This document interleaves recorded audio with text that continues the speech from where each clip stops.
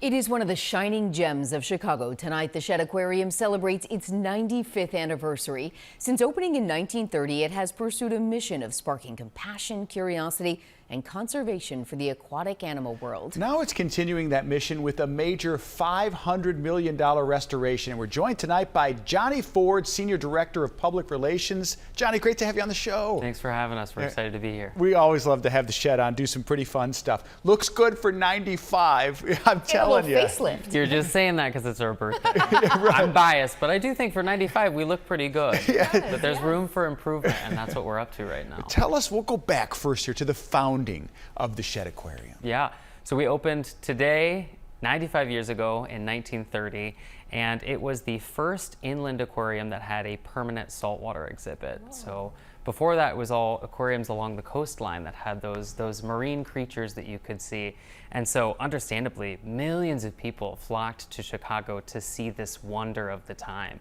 And it was truly so exciting. It really put Chicago on the map as a world-class city. The old photos are great. Yeah, they are. What are some of the exhibits that are in the Shedd now that were there when it opened 95 years ago? So people will be happy to know all of our historic architecture is still there. We have been tirelessly maintaining it. And so all of our historic galleries, like our rotunda and the galleries that split off from the center of the heart of the aquarium, are all still there, but the exhibits themselves and the animals that we're showcasing have changed throughout the years. The evolution over close to a century is just incredible. There's the inside now. It's just so cool, and you're not done yet as you're renovating it. But tell us how the aquarium's evolved over the last 95 years. Yeah, absolutely. We've had some really incredible moments of growth for the aquarium. We started as a place where people could go beneath the water surface, come close to animals, learn a little bit more about the aquatic world around them. We still do that 95 years later,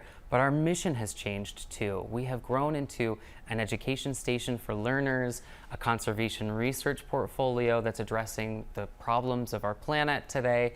And at the same time, we've grown our footprint. We've added new things like our oceanarium that has 3 million gallons of cold water that has belugas, dolphins, rescued sea otters and sea lions, 2 species of penguins. We've built a Philippine reef system below the aquarium where you can go see sharks and corals.